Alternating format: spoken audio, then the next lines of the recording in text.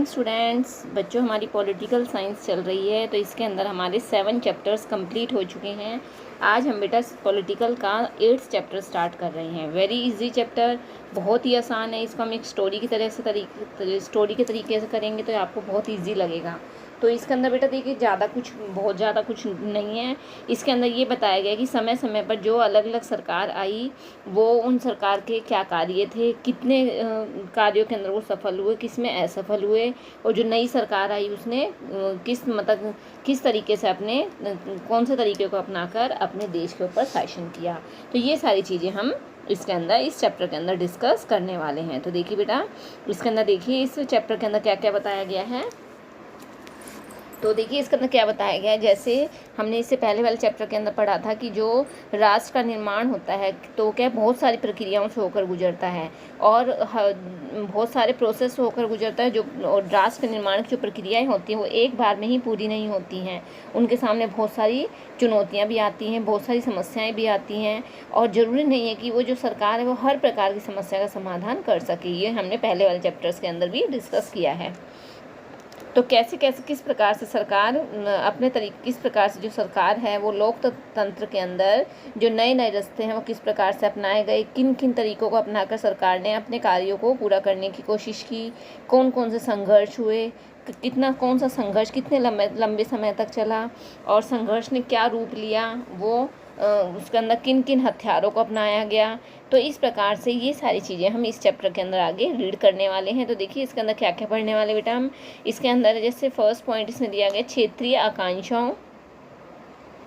तो इसमें देखिए फर्स्ट पॉइंट के अंदर क्या बताया गया बेटा, क्षेत्रीय आकांक्षाओं और उनसे उपजे तनाव को किस कारण से बल मिला, भारत सरकार ने किस चुनौतियों के प्रति क्या कदम उठाए, लोकतांत्रिक अधिकार और राष्ट्रीय एकता के बीच कैसे संतुलन किया गया, लोकतंत्र में विविधताओं के बीच एकता कैसे कायम की गई। ये सारी चीज़ें हम इसके अंदर डिस्कस करने वाले हैं।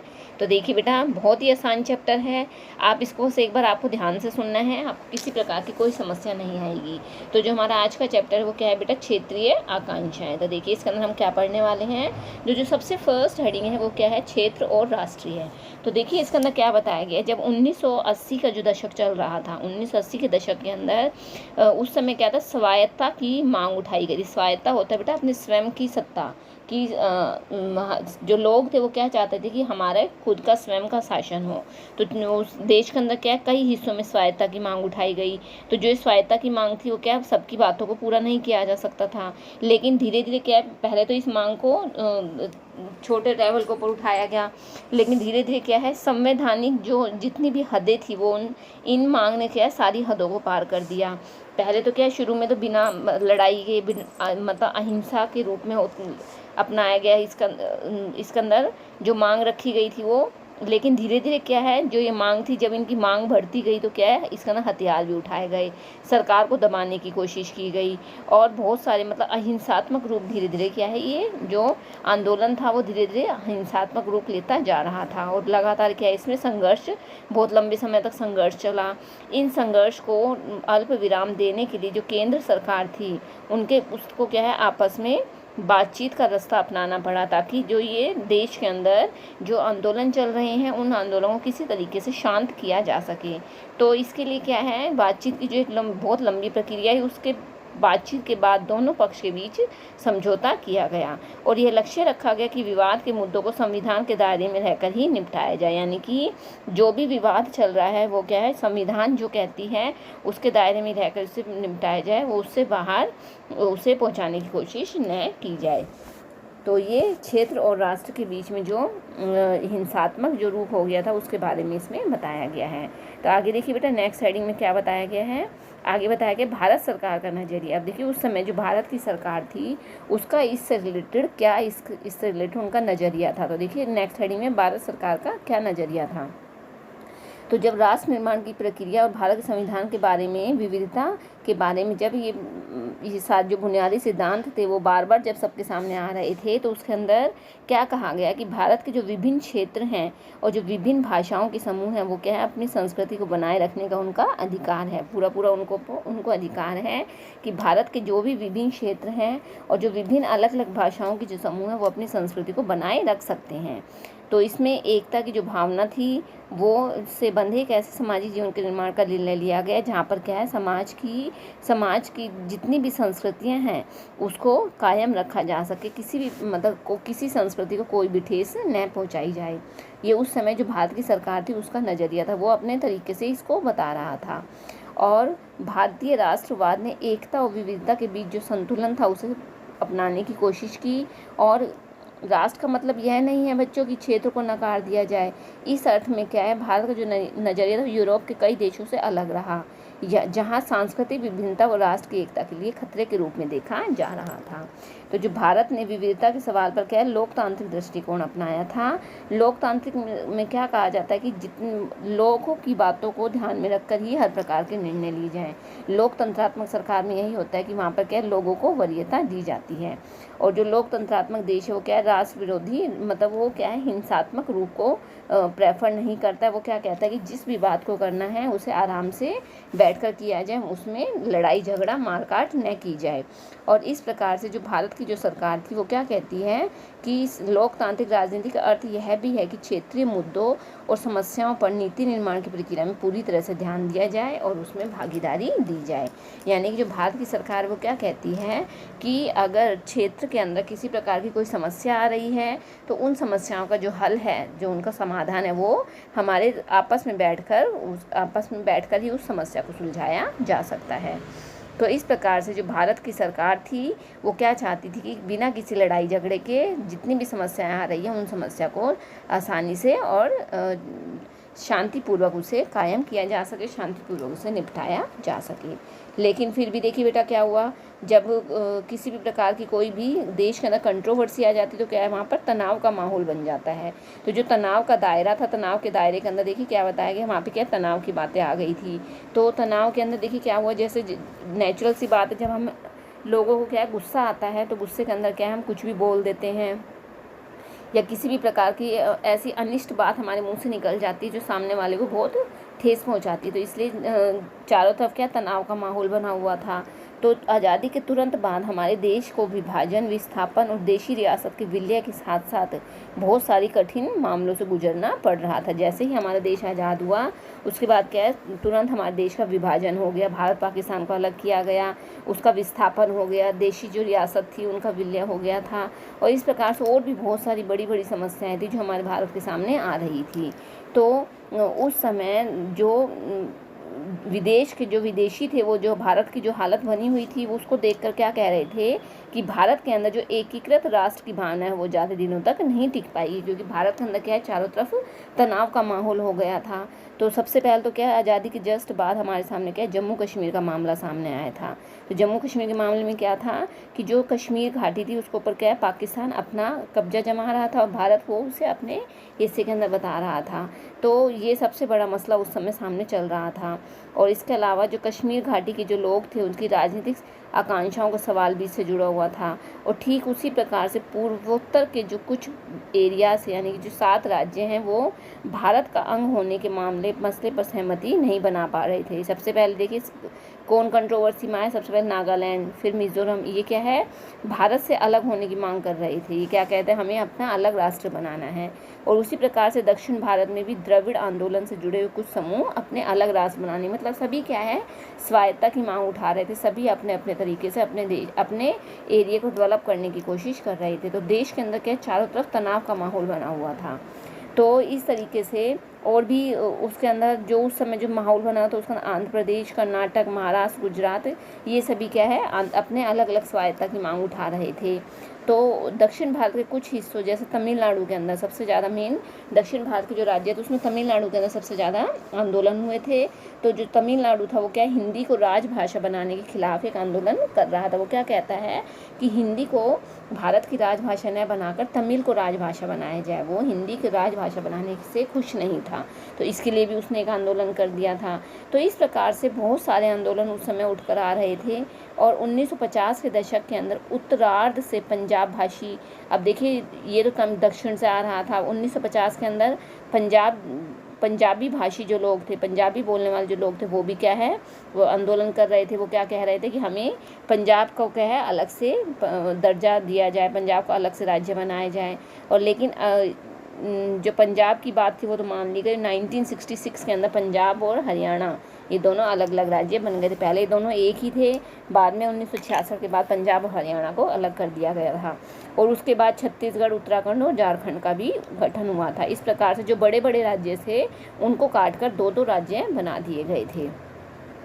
और मतलब कुछ ना कुछ समस्याएं देखिए देश के सामने खड़ी होती जा रही थी। एक समस्या को सोल्व करते थे तो दूसरी समस्या आ जाती थी। और उसी प्रकार से कश्मीर और नागालैंड जैसे जो कुछ क्षेत्र थे उसके अंदर भी क्या है बहुत जटिल समस्याएं बनी हुई थी। और जो देश है वो क्या है, जो राष्ट्र का जो निर्माण हुआ था वो इनका समाधान नहीं, उसके अंदर इसका समाधान नहीं किया गया था। और इसके अलावा पंजाब में, असम में, मिजोरम में भी बहुत सारी चुनौतियाँ उभर कर आ रही थी। तो चारों तरफ से क्या है समस्याएं ही समस्याएं आ रही थी। उस समय भारत क्या है तनाव से घिरा हुआ था। चारों तरफ क्या है तनाव का माहौल बना हुआ था। तो ये अब इसका ना एक एक करके पढ़ते हैं बेटा कि कौन कौन से एरिया के अंदर किस किस प्रकार के तनाव थे। तो सबसे फर्स्ट आता है जम्मू कश्मीर। तो सबसे पहले देखिए बच्चों हम जम्मू कश्मीर के बारे में पढ़ते हैं। तो जम्मू कश्मीर के बारे में देखिए सबसे फर्स्ट आता है जम्मू कश्मीर। तो जैसा हम सभी को पता है जम्मू कश्मीर के अंदर जो 370 की जो धारा लगाई गई थी, तो उस धारा के तहत क्या था कि जम्मू कश्मीर पूरे भारत का अकेला एक ऐसा राज्य था जिसके अंदर क्या है उसका अपना अलग से संविधान था, अपना अलग से एक झंडा था। और वो 370 की जो धारा लगाई गई थी उसके तहत था। लेकिन अब तो क्या है वहाँ से उस धारा को ख़त्म कर दिया गया है। तो जो जम्मू कश्मीर था वो क्या है उसके अंदर हर समय हिंसा का माहौल रहता था। मतलब जो पाकिस्तानी थे वो क्या है उसके ऊपर एक साइड से पाकिस्तानी, दूसरी साइड से चाइना, मतलब जो जम्मू कश्मीर हमेशा शुरू से ही विवाद का विषय रहा है। उसके ऊपर बाहरी जो प्रभाव थे वो आंतरिक के साथ साथ बाहरी दोनों प्रकार के जो प्रभाव थे वो जम्मू कश्मीर पे आ रहे थे। अब देखिए आंतरिक और बाहरी क्या है बेटा, तो आंतरिक रूप से तो क्या है जो 370 की धारा थी वो क्या है आंतरिक रूप से उसके ऊपर तनाव डाल रही थी। और बाहरी रूप से कौन, पाकिस्तान तनाव डाल रहा था कि जो पाकिस्तान था वो क्या कहता है कि जो कश्मीर घाटी है वो हमारी है और भारत उसे अपना मानता था। तो इस प्रकार से जम्मू कश्मीर के ऊपर भी क्या है बहुत ज़्यादा विवाद हुए थे। तो जो उस समय जो जम्मू कश्मीर था वो 3 सामाजिक क्षेत्रों के अंदर बटा हुआ था। जम्मू कश्मीर और लद्दाख 3 एरिया में बटा हुआ था। तो इसके अंदर जो जम्मू क्षेत्र था वहाँ पे छोटी छोटी पहाड़ियाँ, मैदानी भाग थे। और जम्मू के अंदर मुख्य रूप से कौन रहते थे, हिंदू रहते थे। ध्यान से सुनना बेटा, जम्मू कश्मीर और लद्दाख इन 3 के अंदर डिवाइड था। तो जम्मू के अंदर तो सबसे ज़्यादा कौन थे, मुख्य रूप से हिंदू थे। उसके बाद मुसलमान, सिख और अन्य मतों के थे, लेकिन सबसे ज़्यादा कौन थे, हिंदू थे जम्मू के अंदर।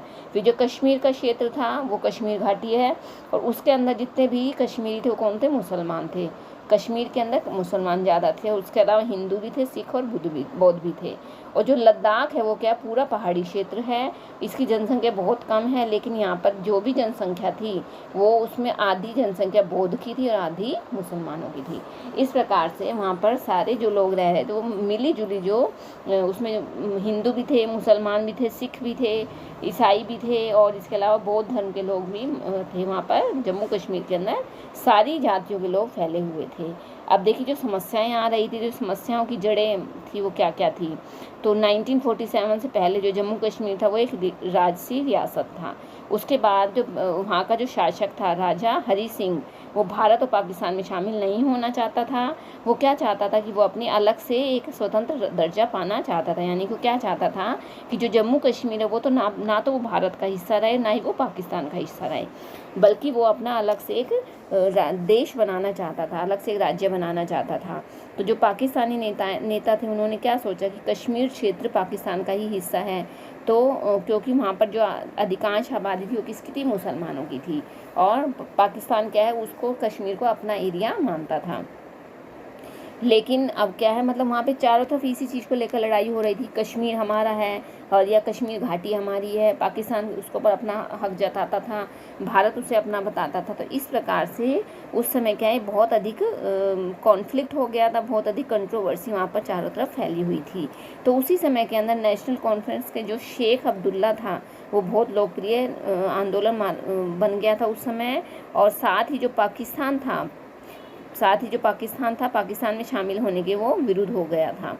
तो जो शेख अब्दुल्ला नेहरू सहित कुछ राष्ट्रवादी नेताओं के आपस में क्या है व्यक्तिगत संबंध थे। तो अक्टूबर 1947 के अंदर 1947 के अंदर पाकिस्तान ने कश्मीर पर कब्जा करने के लिए अपनी तरफ से जो मतलब पाकिस्तान ने कश्मीर पर कब्जा करने के लिए अपने पाकिस्तानी वहाँ पर भेज दिए थे।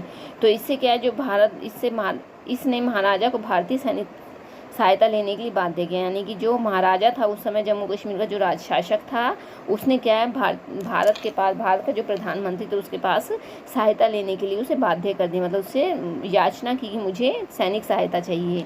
अब भारत ने सैनिक सहायता तो दे दी, लेकिन कश्मीर घाटी से घुसपैठी को वापस खदेड़ दिया गया। मतलब जो भारत के जो सैनिक थे उन्होंने कश्मीर घाटी के अंदर जो पाकिस्तान के जो सैनिक घुस आए थे उन्हें भगा दिया था। और उसके बाद से तभी है वो महाराजा ने भारत सरकार के साथ विल्य पत्र पर हस्ताक्षर कर लिए। तब से क्या हुआ, जो जम्मू कश्मीर का जो महाराजा था उसने भारत सरकार के साथ क्या कर लिया था, समझौता कर लिया था। तो ये था बेटा जम्मू कश्मीर के बारे में, समझ में आया। आगे अब देखिए बेटा द्रविड़ आंदोलन, मैं इसको आपको देखिए अपने तरीके से समझा रहे हैं। द्रविड़ आंदोलन में देखिए क्या बताया गया है, इसके अंदर देखिए बेटा इस लाइन को ध्यान से समझना। उत्तर हर दिन बढ़ता जाए, दक्षिण दिन दिन घटता जाए। तो यहाँ पे उत्तर किसके लिए कहा गया, उत्तर भारत के लिए, और दक्षिण किसको कहा है, दक्षिण भारत को। तो जो द्रविड़ आंदोलन था बेटा वो साउथ से शुरू हुआ था, साउथ के जितने भी स्टेट्स हैं उसके अंदर सारे शामिल थे, लेकिन धीरे धीरे करके क्या हुआ, बाकी स्टेट्स तो इससे अलग हो गए, सिर्फ एक तमिलनाडु रह गया था। तो अकेले तमिलनाडु के अंदर क्या है, ये आंदोलन बहुत तेज़ी से बढ़ रहा था। और उस समय द्रविड़ आंदोलन की जो बागडोर थी वो समाज सुधारक E.V. रामास्वामी नायकर ने के हाथों में थी। और वो मतलब इनका मेन मुद्दा क्या था, एक तो क्या है ये वही हिंदी भाषी के ऊपर, जो मतलब तमिल के लोग थे वो क्या कहते थे कि तमिल को राजभाषा बनाया जाए, हिंदी को न बनाया जाए। तो उन्होंने क्या है उसकी उत्तरी भारत के राजनीतिक, आर्थिक और सांस्कृतिक प्रभुत्व को नकारते हुए क्षेत्रीय गौरव की प्रतिष्ठा पर जोर दे रहे थे। तो वो क्या कह रहे थे कि जो हमारी खुद की जो क्षेत्र की जो प्रतिष्ठा है उसके ऊपर ध्यान दिया जाए और हिंदी को राजभाषा न बनाकर तमिल को राजभाषा बनाया जाए। तो इस प्रकार से क्या है, वहाँ पर जो तमिलनाडु था उसके अंदर उन्होंने DMK की जो सरकार थी उन्होंने आंदोलन के लिए बहुत सारी मांगे रखी थी। तो 3 सूत्र आंदोलन के साथ उसने DMK ने कदम रखा था। 3 सूत्र क्या थे, मतलब 3 मांगे क्या थी, पहली तो क्या थी कि बेटा कल्लाकुडी, ये नाम कल्लाकुडी नामक एक रेलवे स्टेशन था, उसका नाम बदल कर क्या कर दिया गया था, डालमियापुरम कर दिया गया था। तो वो उनकी एक मांग क्या थी कि जो कल्लाकुडी है उसका जो नया नाम रखा गया था उस नए नाम को ख़त्म कर दिया जाए और उसको पहले वाला ही नाम दे दिया जाए। ये तो इनकी पहली डिमांड थी, समझ में आया। दूसरी डिमांड क्या थी, सेकंड डिमांड देखिए, फर्स्ट डिमांड तो क्या थी, वो अपने उसके एरिया स्टेशन का नाम फिर से वही रखना चाह रहे थे। दूसरी डिमांड क्या थी, दूसरी मांग इस बात को लेकर थी कि जो स्कूल के अंदर जो पाठ्यक्रम था उसमें तमिल संस्कृति के इतिहास को ज़्यादा महत्व दिया जाए, मतलब तमिल की संस्कृति को उसके अंदर शामिल किया जाए, ये उनकी दूसरी मांग थी। और तीसरी डिमांड क्या थी कि राज्य सरकार के शिल्प कर्म शिक्षा कार्यक्रम को लेकर थी, यानी कि जो राज्य सरकार थी यानी कि तमिलनाडु की जो सरकार थी वो क्या है, शिक्षा का जो कार्यक्रम था उसके अंदर शिल्प कर्म को भी ऐड किया जाए। तो ये 3 डिमांड उनकी तरफ से आ रही थी। और 1965 के अंदर हिंदी विरोधी जो आंदोलन था, ये मैंने आपको अभी बताया था कि हिंदी राजभाषा और दर्जा देने के खिलाफ थे वो, और 1965 के अंदर क्या हुआ, हिंदी विरोधी आंदोलन की सबको सफलता मिली। और वहाँ पर क्या है उस समय उसके अंदर इसे हिंदी विरोधी जो आंदोलन चला था उसके अंदर उन्हें DMK को सफलता मिल गई थी। तो इस प्रकार से जो DMK की जो सरकार आई थी उन्होंने को 1967 के अंदर विधानसभा चुनाव में बहुत बड़ी सफलता उनके हाथ लग गई थी। और उस समय जो DMK के संस्थापक थे वो कौन थे, C. अन्नादुरई थे। लेकिन उसकी मृत्यु के बाद जो दल था वो 2 गुटों के अंदर बंट गया था। पहला गुट तो वही था DMK के नाम से था, जो दूसरा बन गया था, दूसरा दल था उसको ऑल इंडिया अन्ना द्रमुक इस नाम से उसे जाने लग गया था। और जो ये तमिलनाडु की राजनीति के अंदर आज तक भी बेटा ये क्या है, 2 जो गुट हैं वो आज तक भी इनका दबदबा बना हुआ है। और उस समय के बने हुए जो गुट थे वो आज तक भी उसी तरीके से वहाँ पर सरकार कार्य कर रही है। तो ये जो दक्षिण भारत का द्रविड़ आंदोलन था उसके द्रविड़ आंदोलन के नाम से पॉपुलर हुआ था। ओके, आगे देखिए बेटा, आगे क्या है इसके अंदर, आगे देखिए नेक्स्ट हेडिंग इसके अंदर क्या आती है, हमने अभी पढ़ा था ये जो पाकिस्तान का जो उसका एरिया, उस एरिया का जो चल रहा, जम्मू कश्मीर का चल रहा था उसके अंदर ही इसके अंदर था ये। तो 21 अप्रैल 1948 को अपने प्रस्ताव में मामले को निपटाने के लिए 3 चरण वाली प्रक्रिया अपनाई गई थी। तो 3 चरण क्या थे वो, पहला पाकिस्तान को अपने सारे नागरिक वापस बुलाने थे, मतलब पाकिस्तान ने भारत को हमला करने के लिए जो अपने सैनिक भेजे थे वो वापस बुलाने, जो कश्मीर में घुस गए थे। दूसरी क्या थी, भारत को धीरे धीरे अपनी फ़ौज कम करनी चाहिए ताकि कानून व्यवस्था बनी रहे। और तीसरा क्या था, एक स्वतंत्र और निष्पक्ष तरीके से जनमत संग्रह कराया जाए, यानी कि जो ये हिंसात्मक रूप हो गया था, जो आंदोलन ने हिंसा रूप ले लिया था, उसे ख़त्म करके क्या है, आपस में लोगों के बीच में संग्रह कराया जाए, ताकि जो ये लोगों के बीच में जो कंट्रोवर्सी हो गई थी, कॉन्फ्लिक्ट हो गया था, उसे ख़त्म किया जा सके। और उस समय जो 1948 में शेख अब्दुल्ला जम्मू कश्मीर के प्रधानमंत्री बन गए, जबकि भारत अनुच्छेद 370 के तहत अस्थायी स्वायत्तता देने के लिए सहमत हो गया था। और इस प्रकार से जो जम्मू कश्मीर के अंदर जो विवाद शुरू हुआ था, वो इस प्रकार से यहाँ पर आकर वो ख़त्म हुआ था। आगे देखिए बेटा, भारी और आंतरिक झगड़े। तो इसके अंदर देखिए क्या बताया गया है, वो भारी और आंतरिक जो मैंने आपको जस्ट अभी बताया था, भारी और आंतरिक दोनों प्रकार के जम्मू कश्मीर में झगड़े चल रहे थे। तो भारी के अंदर तो कौन आता है, पाकिस्तान क्या है, वो अपना दावा कर रहा था कश्मीर घाटी के ऊपर, जो हमने अभी जस्ट ऊपर पढ़ा था। और आंतरिक हमलों के अंदर क्या आता है, आंतरिक के अंदर भैया 370 की जो धारा लगाई गई थी, आंतरिक हमलों के अंदर आंतरिक रूप से जो भारतीय संघ में कश्मीर के दर्जे के बारे में बात था, यानी जो 370 की जो धारा थी उसके बारे में क्या वहाँ पर विवाद चल रहा था। जम्मू कश्मीर और भारत के लोगों का एक वर्ग था जो विश्वास करता है अनुच्छेद 370 के द्वारा राज्य का विशेष जो दर्जा है वो भारत से पूर्ण रूप से एकीकृत नहीं होने दे रहा है। इस वर्ग को लग रहा था कि जो 370 की धारा है उसे ख़त्म कर देना चाहिए, ताकि जो ये लड़ाई की जो जड़ है उस लड़ाई की जड़ को ख़त्म किया जा सके। आगे देखिए बेटा, इसके अलावा जो जम्मू कश्मीर था वहाँ पर क्या है, स्वायत्तता की मांग जो उठाई गई थी उसे बहाल करने के लिए, उसे ख़त्म करने के लिए अधिक राज्य स्वायत्तता की मांग उठी थी। और तीसरा यह अनुभव किया गया कि जिस प्रकार का लोकतंत्र शेष भारत में है वैसा ही जम्मू कश्मीर राज्य में लागू नहीं किया गया, मतलब जम्मू कश्मीर में अलग प्रकार का जो लोकतंत्र था वो था और भारत के अंदर अलग प्रकार के लोकतंत्र को अपनाया गया था। तो ये सारी बातें उसके अंदर शामिल की गई थी। आगे है 1948 से राजनीति। 1948 से जो राजनीति आई थी तो उसके अंदर देखिए किन किन बातों को शामिल किया गया था। 1948 यानी कि 47 के बाद की जो राजनीति थी, तो प्रधानमंत्री बनने के बाद जो शेख अब्दुल्ला था वो कहाँ का बन गया था, जम्मू कश्मीर का। भूमि सुधार और अन्य नई नीतियाँ शुरू कर दी थी। वो मतलब ये जम्मू कश्मीर के बारे में ही बताया गया है, लेकिन कश्मीर के दर्जे पर उनकी जो स्थिति थी वो उनके और केंद्र सरकार के बीच क्या है, मतभेद का कारण बनी हुई थी। तो इससे क्या उनके बीच में क्या तनाव बढ़ता जा रहा था। और 1953 में पदच्युत को कर दिया गया, कई वर्षों तक उसे कैद रखा गया, यानी किसे, जो शेख मोहम्मद थे उसे कैद कर लिया गया था, उसे जेल में डाल दिया गया था। और 1953 से 74 के बीच की जो अवधि थी, मतलब जो समय था, उसके अंदर कांग्रेस पार्टी ने राज्य की नीतियों पर बहुत अधिक प्रभाव डाला था। तो उस समय कांग्रेस की सरकार चल रही थी और उसने क्या है, इसके ऊपर बहुत अधिक प्रभाव डाला गया था। और उसके बाद देखिए इसमें आगे देखिए बेटा,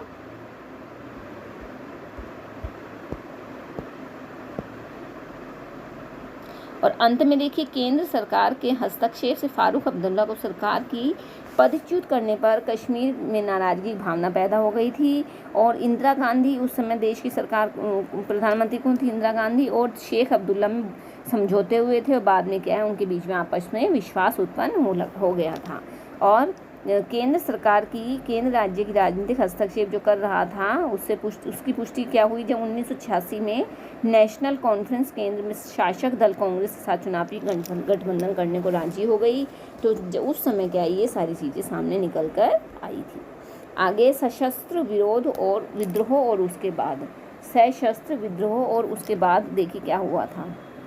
तो इसका यही बताया गया, सशस्त्र विद्रोह और मतलब क्या है, जो आंदोलन अभी तक अहिंसात्मक रूप से चल रहा था वो क्या है, हिंसात्मक रूप ले चुका था। उसके अंदर क्या है, इसको हथियारों को शामिल कर लिया गया था। तो उस समय क्या है, 1987 के अंदर विधानसभा के जो चुनाव हुए थे वो संपन्न हुए थे। तो नेशनल कॉन्फ्रेंस कांग्रेस गठबंधन जो थी वो बहुत भारी जीत मतलब उसको हासिल हुई थी। और जो फारूक अब्दुल्ला थे वो मुख्यमंत्री के रूप में वापस लौट आए थे। लेकिन 1980 के दशक के अंदर स्टार्टिंग में ही क्या राज्य में अकुशल प्रशासन के विरुद्ध एक नाराज़गी चल रही थी, और ये नाराज़गी क्या है धीरे धीरे करके बहुत ही अधिक बढ़ गई थी। क्या लोगों के अंदर रोष उत्पन्न हो गया था, और वो लोग जो क्या थे वो उग्रवादी बनते जा रहे थे।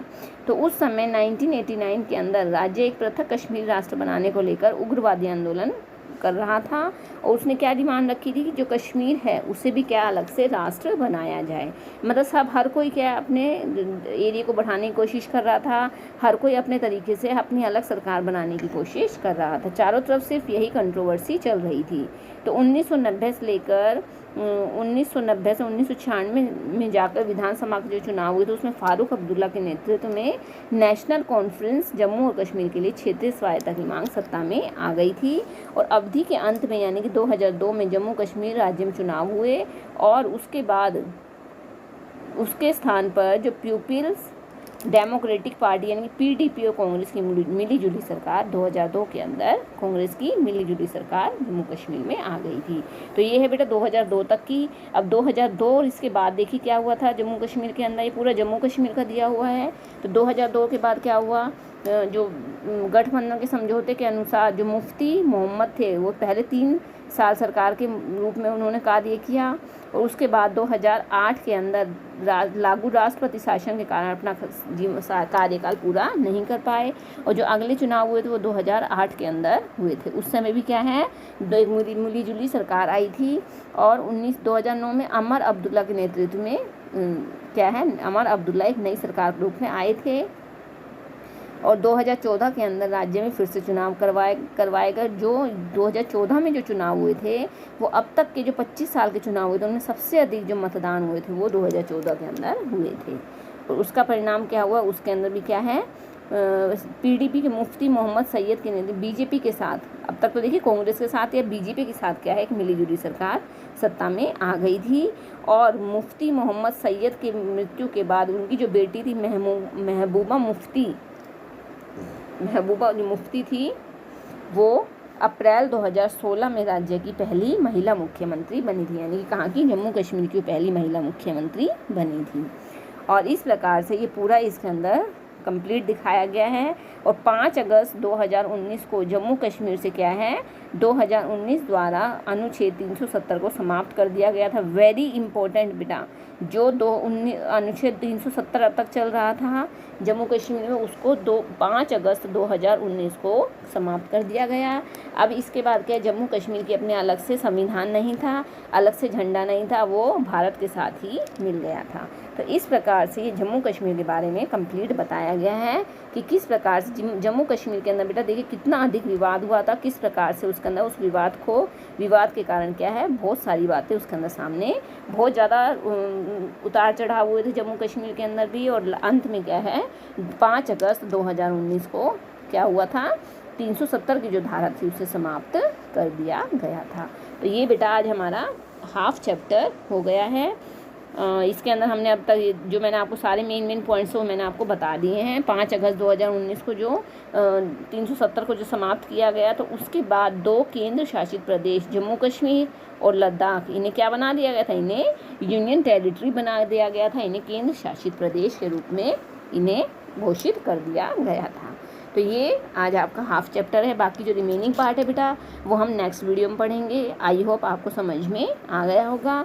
फिर भी बेटा आप इसकी रीडिंग ज़रूर करना ताकि आपके जो पॉइंट्स आपके बीच में क्लियर नहीं हुए वो एक बार रीडिंग करने से और एक बार वीडियो सुनने से आपको सारे पॉइंट्स अच्छे से समझ में आ जाएंगे। ओके, फिर भी बेटा आपको कोई डाउट रहता है तो आप मुझसे डिस्कस करोगे। ओके, थैंक यू बेटा, हैव अ नाइस डे।